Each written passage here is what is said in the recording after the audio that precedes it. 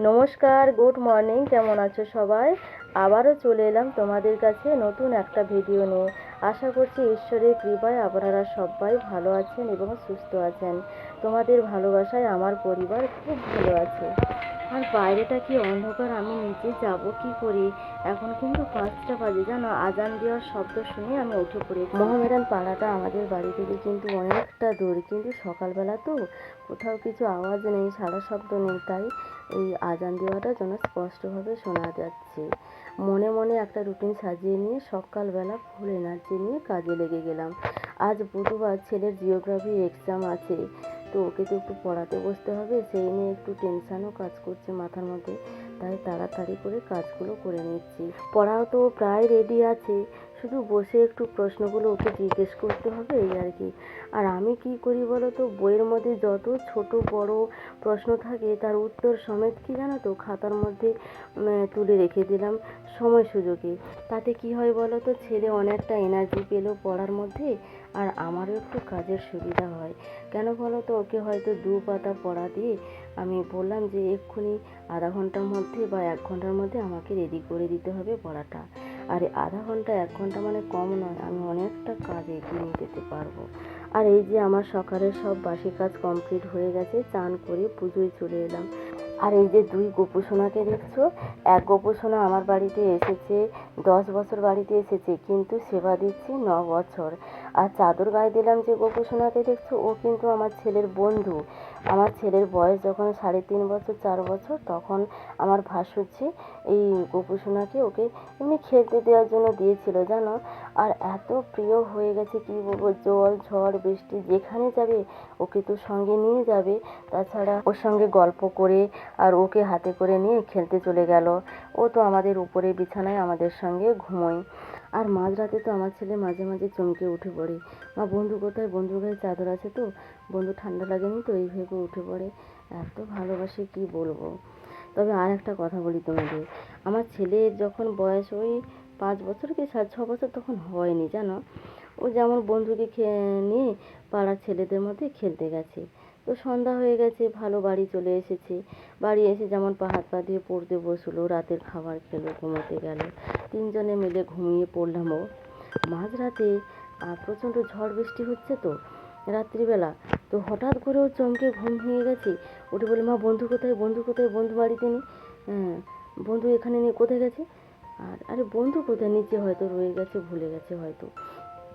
কিন্তু মা ও যে খেলতে গেছিলো না, তখন মনে পড়ে গেছে বন্ধুকে নিয়ে আসতে ভুলে গেছে, জানো। আর আমার দুজনে তখন কি করবো, অনেক করে বোঝালাম ছেলেকে, তবু বুঝলো না, না আমাকে বন্ধুকে এনে দিতেই হবে। তখন কি করবো, বৃষ্টিও পড়ছে, আর ছাতা মাথায় দিয়ে টর্চ নিয়ে দুজনে গেলাম খুঁজতে। তখন বাজে কত জানো, প্রায় 12:30 1টা হয়ে গেছে, সবাই যে যার ঘুমাচ্ছে, কুকুর চারিদিকে চিল্লাচ্ছে। খুঁজতে গেলাম, চারিদিকে কোথাও পাইনি। এত রাত্রে কোথায় পাবো, কে রেখেছে কি করে জানবো। খুঁজে তো পেলাম না বন্ধুকে, কি করবো। বাড়ি এসে অনেক করে বুঝলাম, তবু তাতেও কিছু শুনলো না, শুধু কাঁদতেই আছে।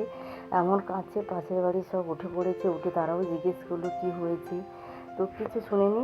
আর সেই ও কাঁদছে আর ঘুম হয় বলো। সারা রাত্রি জেগে জেগে ভোর 4টের সময় আমি গেছি, জানো, গিয়ে তাদের বাড়ির লোককে ডাকলাম। তাদের বাড়িতে খেলতে গিয়েছিলো, ওদের বাড়িতেই ওর বন্ধু ছিল। সকালবেলা আমি গিয়ে নিয়ে এলাম। আর কথা বলতে বলতে আমার প্রায় কাজ কমপ্লিট হয়ে গেছে, সকালের কাজগুলো, টিফিন খাওয়াটাও কমপ্লিট হয়ে গেছে। টিফিনে ছিল বাটার টোস্ট, আমি খেয়েছি, আর ওর দুজনকে ডিম টোস্ট করে দিয়েছি। বা রান্না বসিয়ে দিয়েছি, মটন হবে, বাঁধাকপি পেঁপে ডাল হবে। আর যেহেতু ছেলে মটন খায় না, আমিও খাই না মটন, তাই ছেলেকে মাছ ভাজা ডাল দিয়ে খাইয়ে স্কুলে পাঠিয়ে দেবো। আজকে ছেলের সঙ্গে আমি একটু স্কুলে যাব, অনেক দরকার আছে, তাছাড়া মার্কেটে আমার সেলাইয়ের কিছু কেনাকাটার ব্যাপার আছে, এই নিয়ে আমি একটু বেরোবো আজকে, তাই তাড়াহুড়োই করছি ব্যাপার। এই রান্নাবান্নাটাকে নিয়ে ছেলেকে পড়াচ্ছে বর্মশাই, এইটা আমার অনেকটা সুবিধা হয়েছে, ওকে আমাকে একটু সময় দিতে হচ্ছে না, আজকে উনি সময় দিচ্ছে। মাসকাবারি বাজারও সব শেষ হয়ে গেছে, তার লিস্টও আমাকে করতে হবে, যেহেতু আমরা যখন স্কুলে চলে যাব, বর্মশাই তখন একটু মুদিখানা বাজার করতে যাবে দোকানে।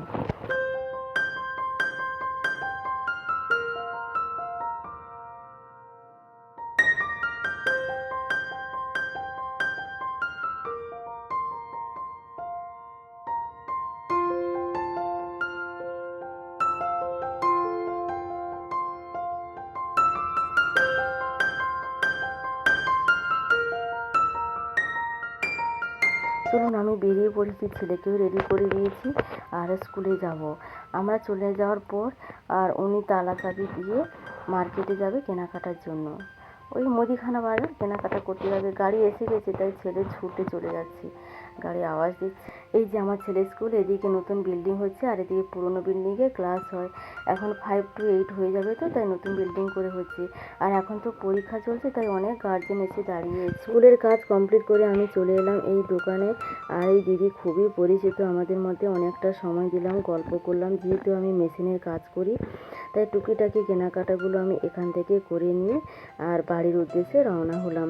আর যেতে যেতে দেখো তোমাদের একটা জিনিস দেখায়। সোজা যাওয়ার কথা আমি গেলাম না, আমি কট রাস্তা ধরলাম। যেহেতু আগামীকাল বৃহস্পতিবার আছে, তাই ধান নেওয়ার জন্য আমি এই রাস্তাটা ধরলাম। দেখো কি সুন্দর লেগেছে, দেখো সোনালি ধান, মাঝখানে একটা ছোট্ট সাদা রাস্তা, এত ভালো লেগেছে। আর আমি একটু জুম করে দেখাচ্ছি, দেখো এই যে জঙ্গলটা দেখতে পাচ্ছ, ঠিক ওর ওপারে আমার বাড়ি। আমার ওপরের ঘরের জানালা দিয়ে আমি এই রাস্তাটাকে রোজ দেখতে পাই। যাই হোক, ধান তো পেলাম না, প্রচুর কাদা ছিল জমিতে, তাই নামতে পারলাম না। তাছাড়া কাউকে আমি দেখতেও পাচ্ছি না যে তুলে দেবে দুটো ধান। আর বাড়ি চলে এলাম হেঁটে হেঁটে। বাড়ি এসে দেখি বড়মশাই এত আর মুদিখানা বাজার করে এনেছে, তার সঙ্গে সবজি বাজারও কয়েকটা করে এনেছে। ওইগুলো গুছোতে হবে। আমার কিন্তু মটন রান্নাটা এখনও বাকি আছে। এখন যেহেতু 11:30 বাজে, অনেক টাইম আছে রান্না, তাই এগুলো গুছিয়ে নিই, তারপর রান্না করব। ছেলে এলে একসঙ্গে তো খাওয়া দাওয়া হবে। ওপরে তাকে শুকনো খাবার জাতীয় আর নিরামিষ আইটেমের মশলাগুলো আর শরবতের আইটেমগুলো ওপরে থাকে, আর নিচেতে আমি কি রাখি, ডাল জাতীয় আইটেমগুলো আর এক্সট্রা যে খাবারের আইটেমগুলো থাকে শুকনো, ওইগুলো আমি নিচে তাকে রাখি। বড়মশাই ওদিকে সবজিগুলো ফ্রিজে ভরে দিচ্ছি। ছেলে স্কুল থেকে এসে গেছে, মটনটা আমি কুকারে বসিয়ে দিয়েছি। হঠাৎ করে বড়মশাইয়ের ফোন এলো, কালকে মর্নিং ডিউটি, তো আজকে তো চলে যেতে হবে, কারণ অত দূর থেকে গিয়ে তো আর ডিউটি করতে পারবে না।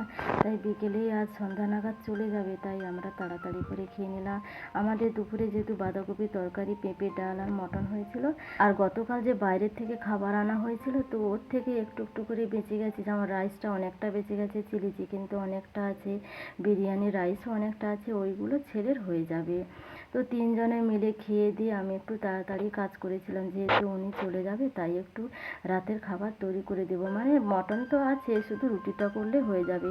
আর আজকে জানো তো 4:30 নাগাদ সন্ধ্যা প্রদীপ দেখালাম বাড়িতে, কারণ উনি তো চলে যাবে, তাই তাড়াতাড়ি করে সন্ধ্যাটা একটু দেখিয়ে নিলাম। তো উনি চলে গেল, মনটা সত্যি খুব খারাপ হয়ে গেছে ওনার।